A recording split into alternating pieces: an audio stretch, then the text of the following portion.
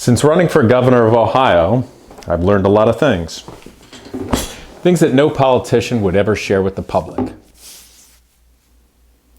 But I'm not a politician.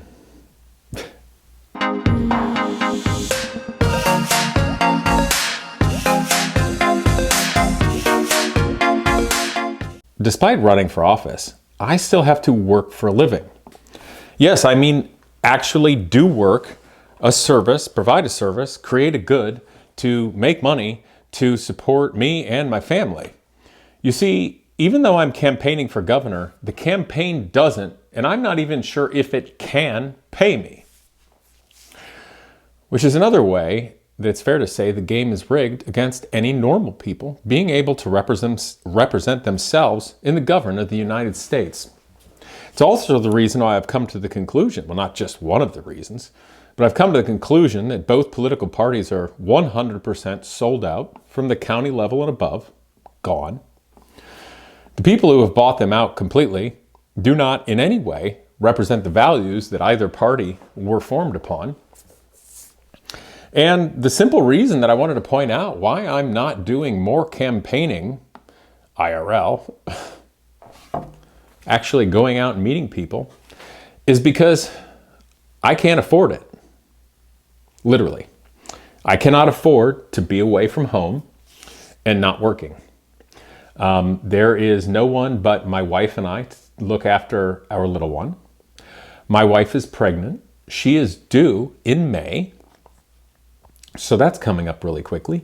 And we have to actually get our home ready and fix up different rooms to accommodate another member of the family coming. And also make sure that life is in order so that when that time comes, we're able to concentrate on the little one and my wife as need be. We have no family that lives close by. We're lucky enough to have awesome neighbors. And frankly, a lot of our good friends don't even live close by. So life is difficult. It's just as difficult for my wife and me as it is many Ohioans. But that's not the case for the political elite and the billionaire class that run for office. Isn't it strange that a multi-billionaire would want to work so hard and spend millions of dollars in a couple years of his life to get a job that pays about $200,000 a year? You ever think about that? Yeah. I have. But then again, I've never been one to go along with groupthink. Groupthink is that thing that makes intelligent people stupid. Follow the herd. That's what I found with the Republican Party. There's so many intelligent people that know Vivek is a slimy used car salesman. They know he's a globalist Trojan horse. They know he represents no conservative values. Really doesn't care about the First Amendment. Won't talk about the Second Amendment because he's not pro-gun. This man doesn't represent Ohioans. No businesses in Ohio, no real philanthropy in Ohio despite his net worth. Spent less given to charity in his life, of his own words, by a lot, than he spent on jet fuel in the last 6 months alone, just flying his private jet around Ohio, to get a job that pays less than $200,000 a year. Yeah, because all that adds up nicely. But I've got some saucy things I wanted to go over here today, so let me just read them real quick to capture your interest better. Oh, I remember a congressman told me early on that the only thing that'll make people want to be part of my campaign is money. If I don't show anybody at least $1 million in my campaign, they won't work with us. They won't talk about us. They won't help raise money. But you thought the political parties and the Republicans and the conservatives were here to represent our values and help put the best candidate forward. No? It's also interesting because this man, very nice, shared information with me despite getting backlash from the entirety of the establishment for even speaking with me. He's worth many tens of millions of dollars from what I hear. Now, that's great for him. I'd love to be in that position. I could do a lot of good for the world with that. But something bugged me about it. Because some advice he gave me, because I pushed back too hard on a super duper pro MAGA and Vivek podcast that was giving me loaded questions and setting me up to look stupid. And I pushed back hard because, frankly, I thought the podcast was stupid and the interviewer was stupid. And I'm not here to get pushed around by him and go, oh, please, oh, please, oh, please, let me ride your coattails. No. I'm here to put up a fight and stand up for the people of Ohio so we have a better tomorrow, period. Anyway, he said that I have to be the happy warrior. The happy warrior. Always keep it even-keeled. You know, that's real easy for a wealthy person to say and do.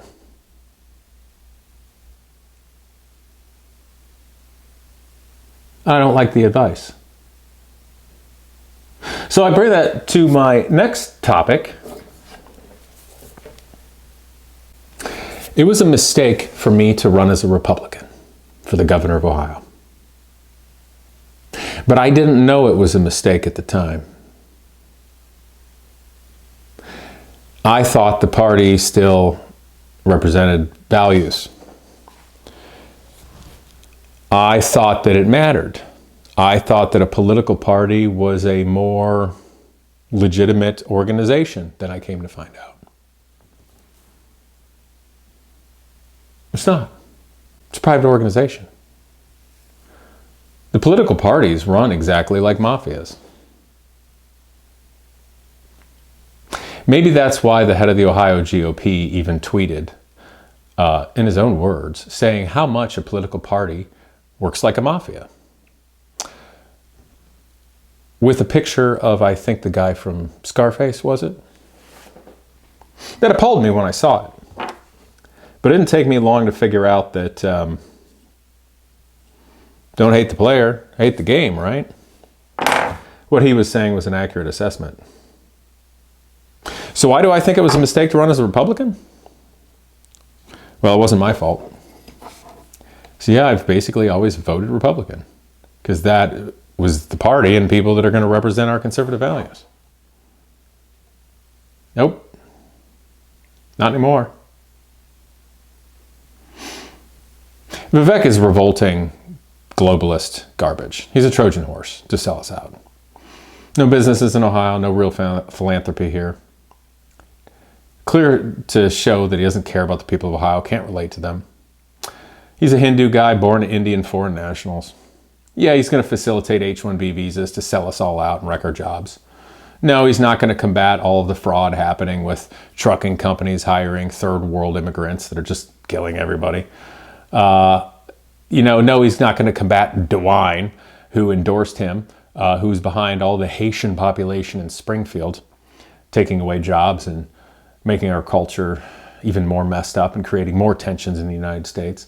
No, they're not going to combat anything with regard to the Somalians to the tunes of billions of dollars likely lost just like up in Minnesota. No, they're not going to do anything about any of that stuff. Why would they? It's going to be more of the same. You think the Democrats are going to do something about it? Amy Acton? No. The reason it's a mistake, though, is simple.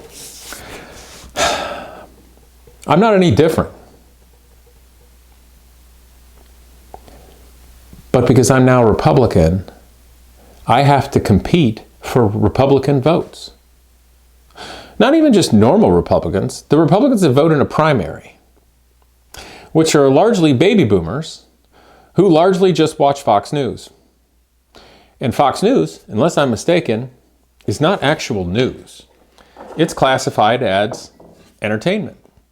And because it's classified as entertainment, it does not have to go by the same broadcasting standards of an actual impartial news source. For instance, if they have Vivek Ramaswamy on a lot, if they were an actual news broadcasting organization, if I'm getting this correct, they would have to give fair time to other candidates, such as me. But they're not. They're entertainment. dolled up as a news show. Because the baby boomer generation didn't grow up with the internet.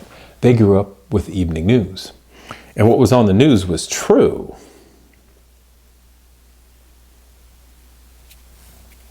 So now they just watch that 24/7 and get whatever they want them to see.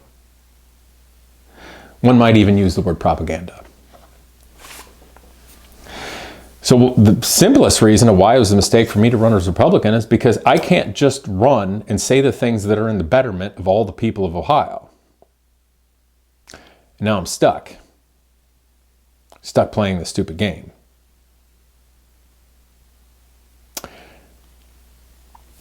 And when I try to say things that are just in the best interest of everybody in Ohio, everybody loses their mind. Because I'm going to ruffle feathers with Republicans. Maybe they deserve to be ruffled.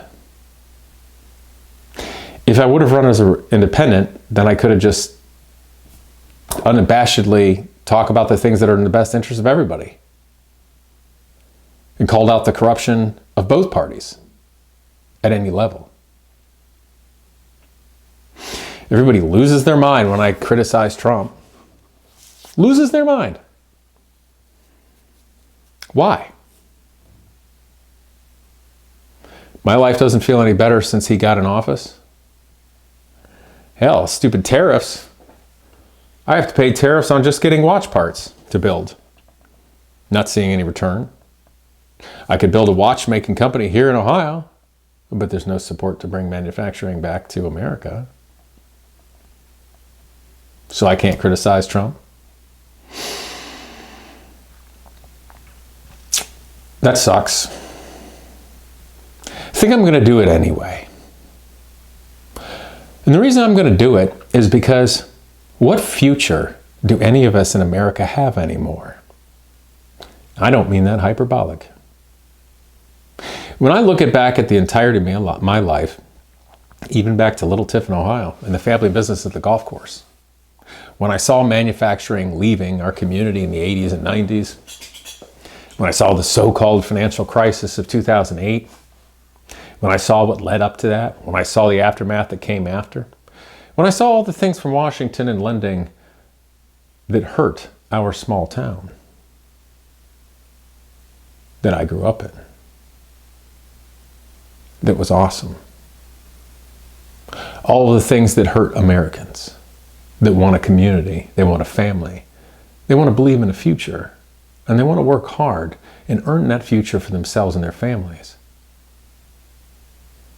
But we fast forward to now, and I realize that every single problem that me, my family, my community, my state, my nation, every single problem we've ever encountered that's made our lives worse shares the commonality of being caused by the government.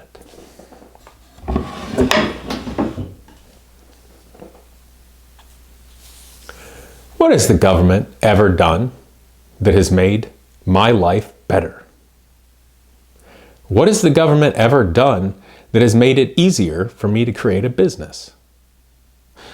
What has the government ever done that has made it easier or facilitated the ability for me to create a philanthropic effort that matters?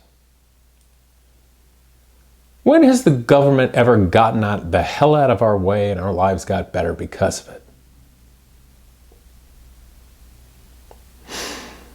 Those aren't rhetorical questions. But I haven't noticed a time. And now we're at a point where I'm freaking out. 44 years old, got a 3-year-old daughter, got another one on the way. I've had a pretty good life. I've fought hard for the things I have. I've worked hard to make other people's lives better with the Genius Garage educational programs, getting young people jobs, mentoring them in engineering, making the nation better, picking up the slack of the American educational system, augmenting industry. I built the Omega car, a 100-mile-a-gallon diesel car that's recyclable, could be manufactured very cheaply, that has a lower carbon footprint per mile than an electric vehicle. And out accelerates my Dodge Viper. But what future do we all have? If I can make these good things for tomorrow, then there's no future for them in any way.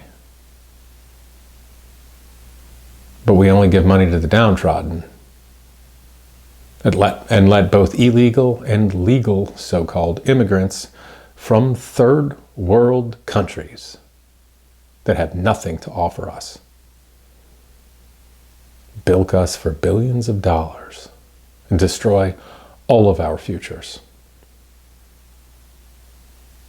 While both political parties do nothing and represent no values of the people of America. Where's our future? You know, some challenges with the campaign. I told you I can't afford to campaign more. I can't. I'm not a billionaire. I'm not a millionaire. I can't.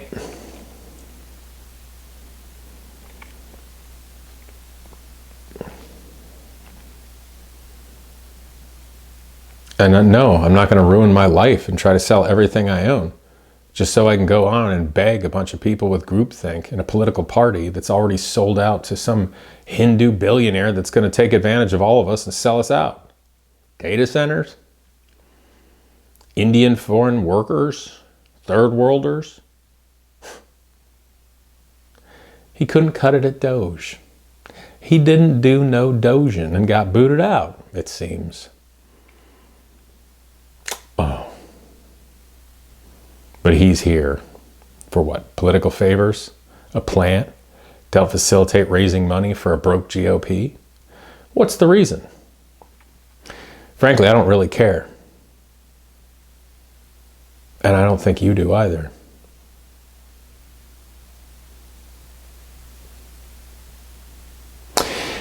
In my time in the car world, the high-end car world, I have seen so many similarities to politics. Get a lot of centimillionaires and billionaires with big egos. They want to be the center of attention. But the thing about car world is the public don't matter at all. It's their little game. The interesting thing about politics, though, is the public does matter to some extent. Even though I've been told that no one in the political parties cares about anybody or anything or how much they have to offer, only if they can bring in money. The public still matters. Connecting with them still matters. Even if we are really only living in the embodiment of Plato's allegory of the cave, you still need the people that can point out what the shadows mean to the inmates of the cave. But one of the biggest challenges I can tell you of running for any office, I'm guessing because it's the only one I've ever run for, comes from within. You see, I'm not the only one that's part of this team. Obviously, the lovely Kim Georgeton is my lieutenant governor pick. She's part of this. She's sticking her neck out. She's putting in effort. She's risking to be here. But there's lots of others. There are people who are paid to be part of the campaign team. Manager, comms person, media. People that manage ground crews and everything else. And a whole army of volunteers. Actually, all amazing people. But I can tell you this has been difficult. I didn't come from politics. And it also takes special people to be part of something like that. Because they can feel the heat. They can feel the pressure. I don't mind this pressure. All life is pressure. Bring it. But some people can't handle it. And we've had turnover. We've had people that appear to have been plants, here to wreck us or get information. Well, it didn't work because we sniffed them out.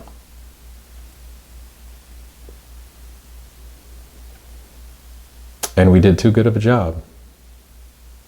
You know, it required a minimum of 1,000 signatures to get on the ballot for the Republican or Democrat ticket for Ohio governor. We only turned in about 1,375. which is a low amount. Usually you want to double that. And we were on track to do so. But a couple of days, actually the day I was going to turn it in, I was adding them all up and organizing all the petitions. And we came up short. Only had like 1,100. I freaked out because we had counted something like 1,700 or more. We would have had more, but we had a couple of bottlenecks on the team early on that slowed us down early. But suddenly lots were missing. So some of our great volunteers went out that night and got a few hundred more, and we got on.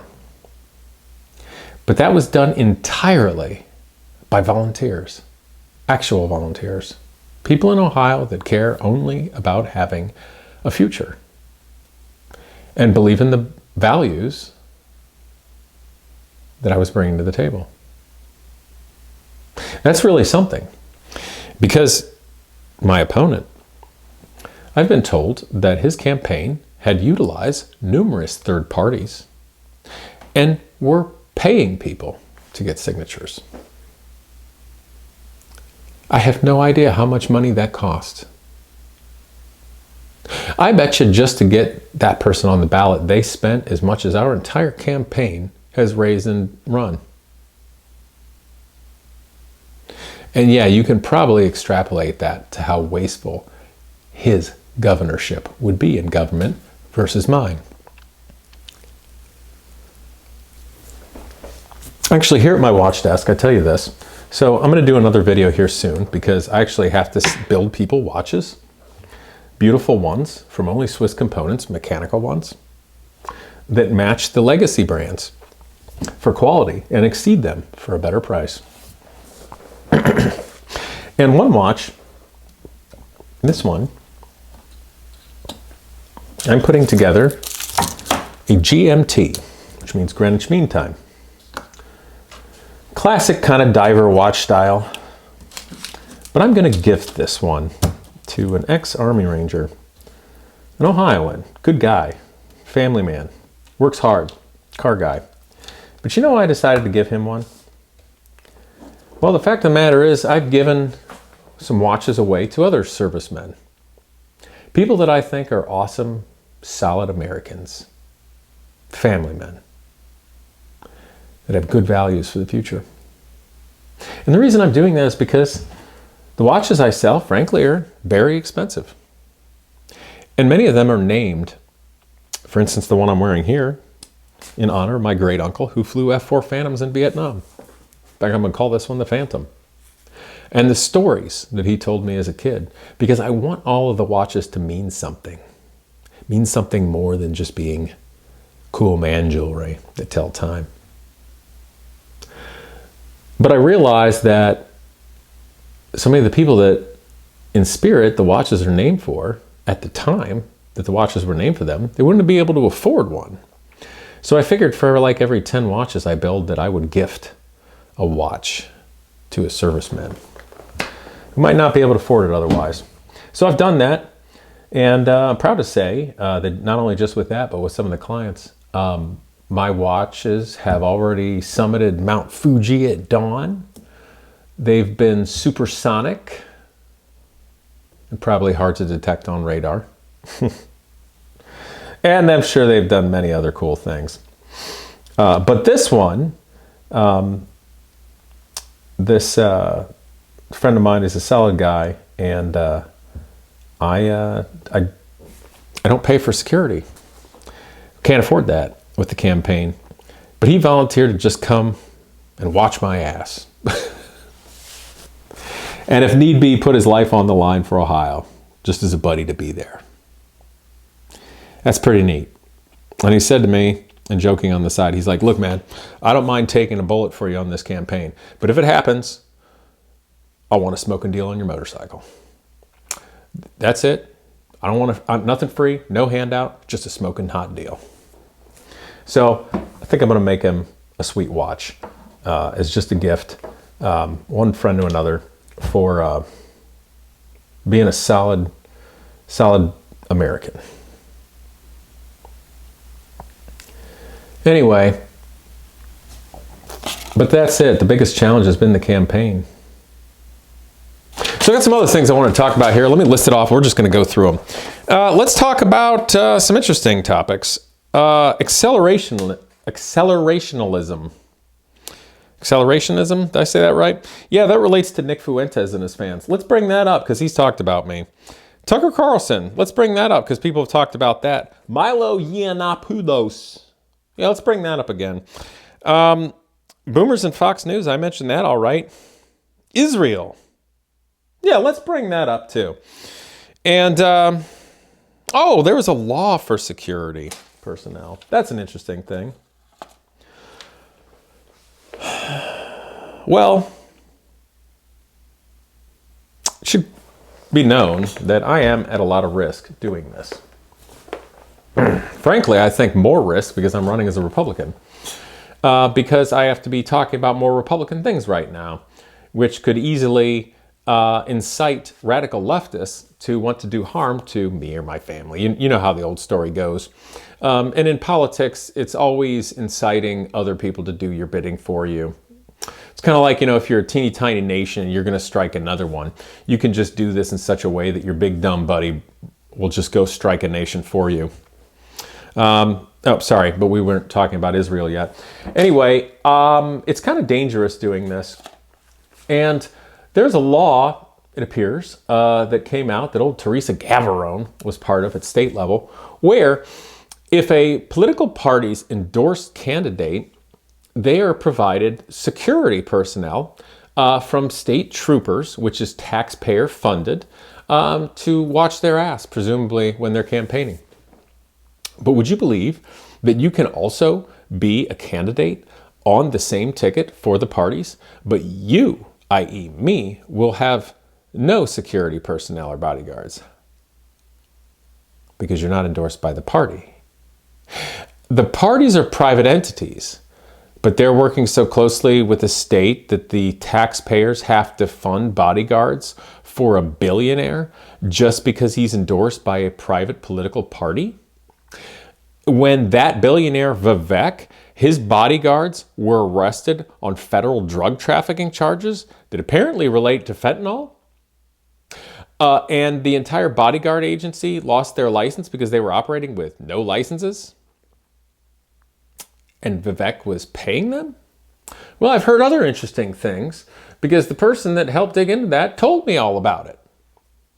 So Vivek can clearly afford his own bodyguards, his wife's bodyguards, anything they need. Oh, but look it up. Us taxpayers are going to have to pay for a bodyguard for Vivek when he's campaigning because he's endorsed by a political party. But not for me. I don't get anything. How many problems do you see with all that for the sake of Americans, the state, and our future, and being impartial? Think there's any lawsuits in there? Yeah, well, if that's another way they think they can rig the game by making it too challenging for normies to run, they also can go fuck themselves. So, who's first? Tucker Carlson. I like Tucker. I've met him the one time. I reached out to him cold about my Omega car. This has been before the presidential election. I just introduced him myself, said what I'm doing, said I wanted to have more of a conservative voice. I had nothing to ask him, just said some of the things I've been doing and working on. Said I respected his work and appreciate it. Thanks. If you ever see anything, you know where to find me. And then I forgot about it. And he wrote back saying he'd love to do a show on efficient diesel. And that's why we talked about the Omega car. Had a nice time. I don't bug him. We're not pals. I mean, I don't think he dislikes me. But let's be real. I'm a guy that was on a show. But a lot of people say, Casey, why haven't you been on Tucker's show? James Fishback was. He's running for governor of Florida. You're running for governor of Ohio in a highly contested one. Yeah, that's true. All those things are true. I've texted Tucker Carlson once or twice. mostly sharing hilarious things that are happening on the internet that I thought he would get a laugh at since running, which he did. Leave it at that. And all I'll say is this: Tucker knows I'm running. And if he ever wants to have me on the show, he will. And if he doesn't, he won't. It's not up to me. And it's not up to us. Because he is his own man. And that's really all there is to it.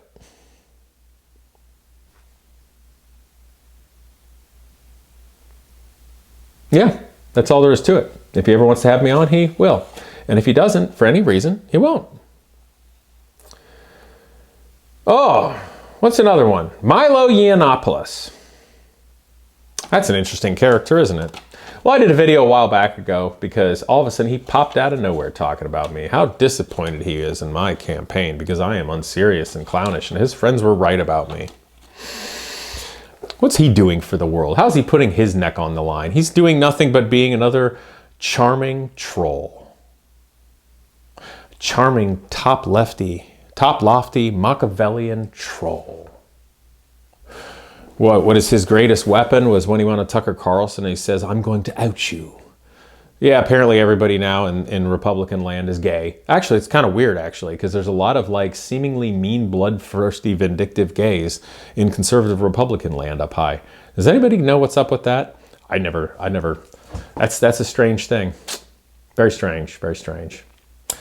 I've got better things to worry about. But Milo Yianopolous, yeah, so he never said a thing about me, despite hating Vivek, of course, because he doesn't put his neck on the line for anybody, unless he can jump in when there's controversy to talk about, to try to be more famous and relevant. Apparently, like so many other talking heads do, so they can just maintain their position of power and attention to make money without ever having to risk anything. Understandable. People usually want to make money in one way or another, fitting those same criteria. But it's kind of irrelevant because that's all I've seen him do with things that pop up. And I'm not going to worry about it. If he wants to get all pissy and say a bunch of things about me, cool, do it. Come at me, brah. If he thinks I'm unserious, who cares? He's Milo Yianopolous. I don't care. I don't care at all.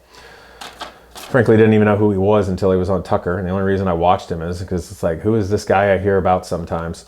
Yeah, and that was it. Let's move on. Nick Fuentes. Boy, Nick is interesting. I don't watch Nick regularly because, frankly, I don't watch anybody regularly.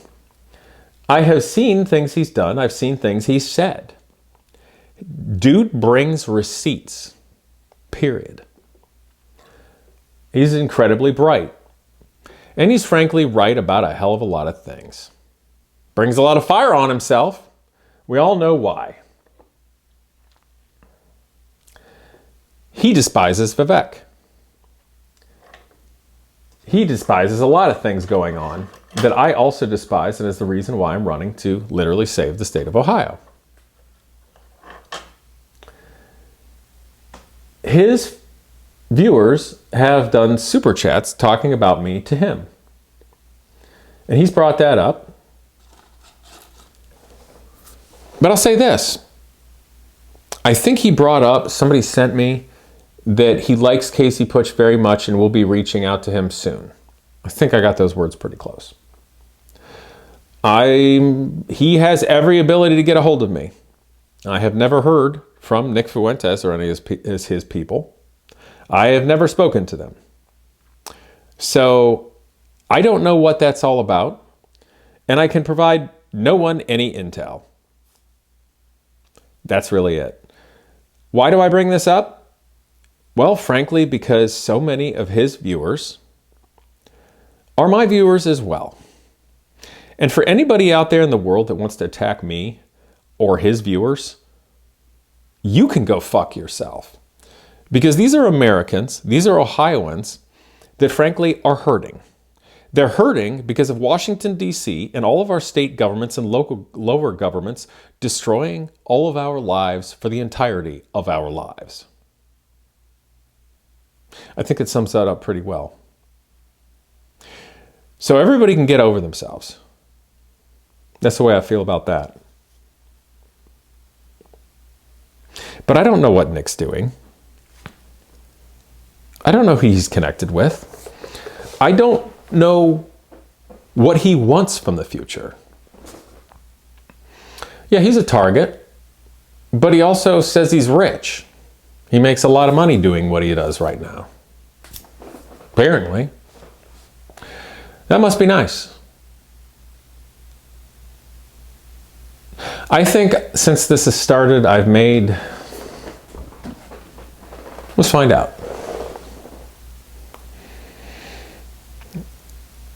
How much money have I made since I started running for office?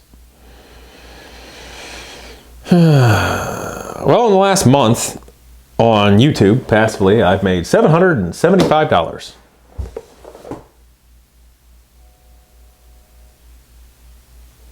That's bad.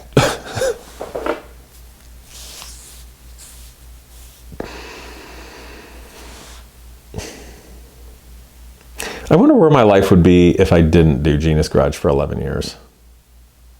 I got a Lifetime Achievement Award from President Donald J. Trump. It's on my wall over there. I've even got one from old Joe Biden. Or at least whatever auto pen or skin suit was there at the time. And I got to fly with the Air Force Thunderbirds, which was cool.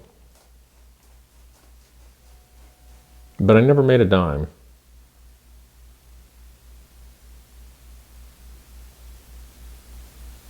For so many thousands of hours of work. And a Lifetime Achievement Award from a president will buy you precisely dick. It will help your charity to the amount of precisely dick.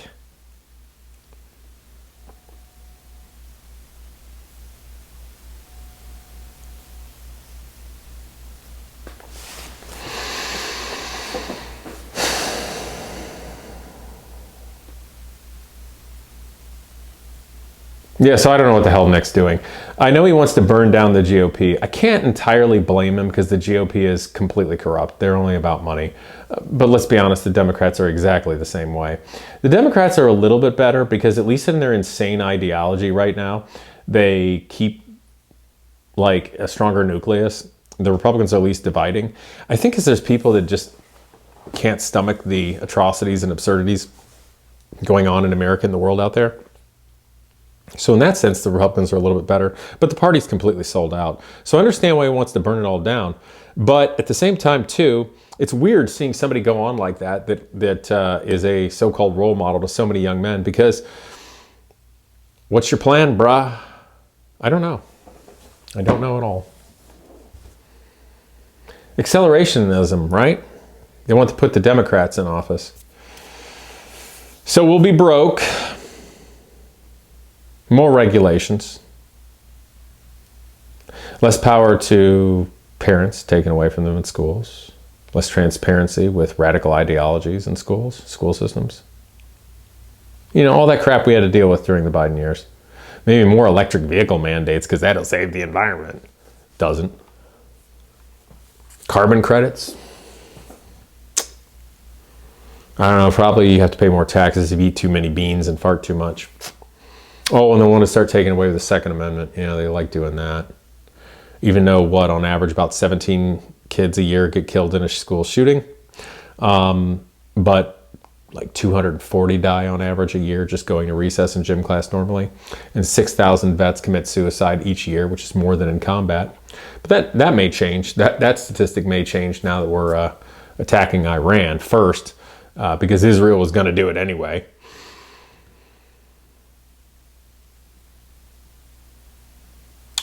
I'm 44 years old, built a 100-mile-a-gallon car, can build a watch company, build a great school, nonprofit educational program that helps people get great jobs.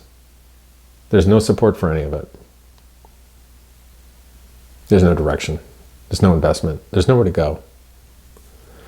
We have data centers being shoved up our ass in Ohio, completely taking advantage of the people in the state, period. The billionaire tech bros, the elite political class, they knew exactly what they're doing. They knew exactly how to take advantage of the people in the state, the local politicians. That's all it is.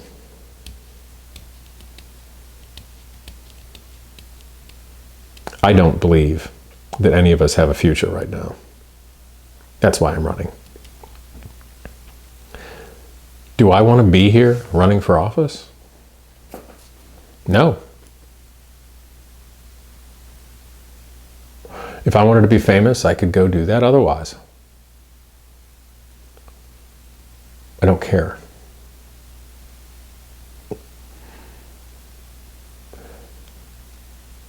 The power is no value to me, personally. I just wanted to do the things that I was already doing and not live in a society where the game is rigged against me and us. So we can all live. You know, the whole point of human existence,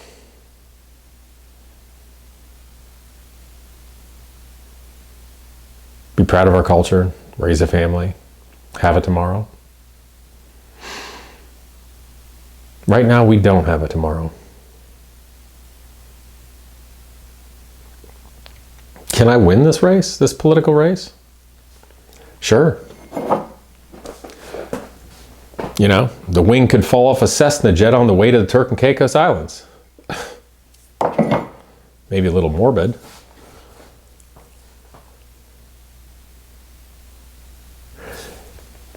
I'm not really worried about voter fraud anymore. Because even if voting is completely fair across the United States, heck, Nancy Pelosi said, if I'm not getting this wrong, that with enough money she can elect a glass of water. Well, I guess with enough money, the Conservative Party in America will elect an Indian, foreign national, born anchor baby billionaire that extols no conservative values, has done nothing for anybody in the state with his vast wealth, and tells Americans what an American is.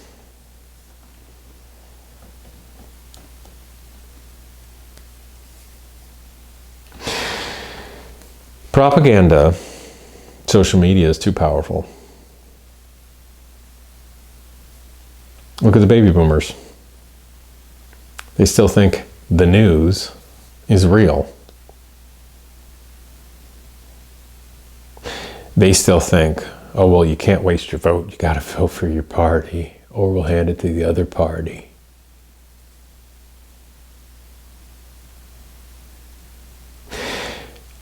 I gotta be honest, I don't think after this is over, I'm ever gonna vote for a Republican or Democrat as long as I live again. Except maybe lower than county level.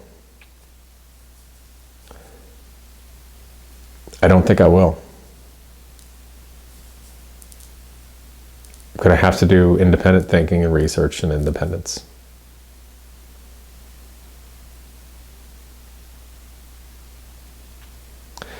But guys, there's nowhere left to go. Europe has fallen. Where's there left to go?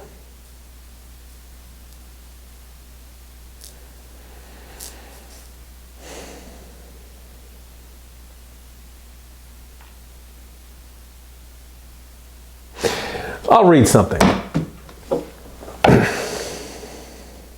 Let me look it up. I used to give this to my Genius Garage students to read when we were building race cars and airplanes and such, and when it was difficult. And they were doing things that other people had not. And schools were not helping them do. I think it's an important thing for young people to read. Let me bring it up where I can actually see what the heck I'm reading. Hold on. Oh, come on. Come on. It is not the critic who counts, not the man who points out how the strong man stumbles, or where the doer of deeds could have done them better. The credit belongs to the man who is actually in the arena, whose face is marred by dust and sweat and blood, who strives valiantly, who errs, who comes short again and again, because there is no effort without error and shortcoming. But who does actually strive to do the deeds? Who knows great enthusiasms, the great devotions? Who spends himself in a worthy cause? Who at the best knows in the end the triumph of high achievement? And who at the worst, if he fails, at least fails while daring greatly, so that his place shall never be with those cold and timid souls who neither know victory nor defeat. That was by Teddy Roosevelt, known as the man in the arena, part of a speech of his. Interestingly enough, he and I have a daughter by the same name. And he was quoted as saying he can either tend to his daughter or look after the nation. He cannot do both. Apparently she was a little bit wild.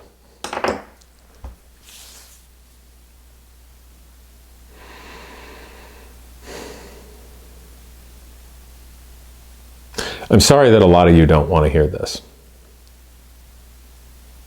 Generally speaking, I have found, even just doing automotive YouTube, before anything relating to politics, that the public can only handle a certain percentage of the truth at any given time. You don't lie to them, but they can only handle so much truth at any given time, because their perception of reality is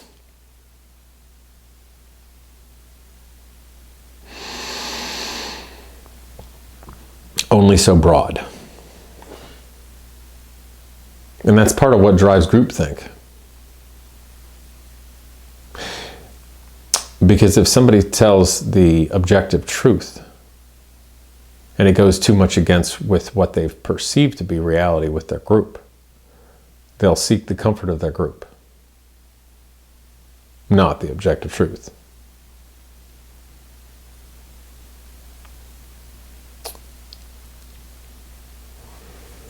I've had plenty of people want me to avoid subjects, want me to alter the way I say things, want me to say things that it's not my thing to talk about, to position myself differently, or to suck up. I don't do sucking up. I do teamwork. I do leadership. I fix problems. I don't do sucking up. If a person requires sucking up and not objective truth and teamwork, they're a weak person and they're not worth working with. So yeah, I'm going to continue to criticize bullshit, no matter who it's from, no matter what country it's from, no matter what political party it's from.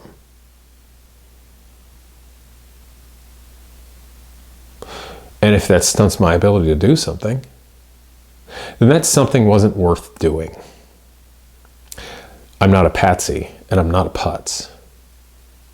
And I'm not interested in that. Because at the end of the day, I have a life. And I can at least tangibly create something with my own two hands. And that's something that the vast majority of politicians can't say. And that's probably why they're perfectly happy to be lying pieces of shit that stand for nothing in the end.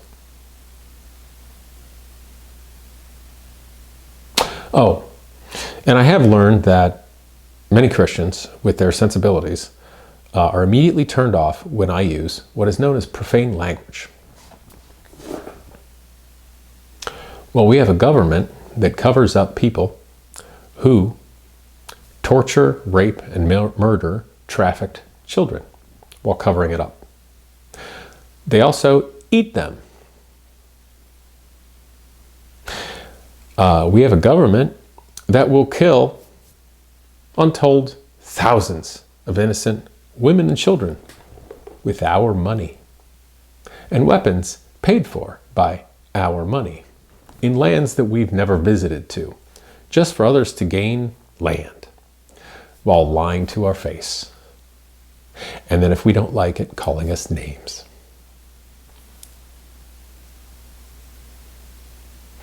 We have governments that want to strip every right we have away, even to fresh water,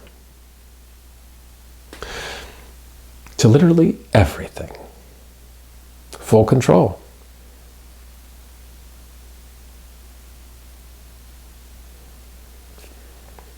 And Christians will get mad at me, the person who's standing up for all of us, because I used harsh language. Well, words are weapons. And currently, we are actually in a fifth-generational informational world war. We are all being bombarded with propaganda, psychological operations, and AI that's programmed to put us on guardrails, to manipulate us, to change our thinking, our perception of events, current events, history. And you're mad because I'm using some words as weapons. I'm not going to apologize. Because if there were stronger words in the English language, I would use those. Because we're already probably past the point in American history that people should have been hung. Food for thought. The United Kingdom. More people are arrested there for Facebook posts and social media posts that go against what the government wants than in Russia and North Korea. But in jolly old England, they've already started arresting a few people that are in the Epstein files. The United States of America has not. Land of the free and home of the brave, right? Which ones of us are actually free? Which ones of us are actually brave? See you guys next time.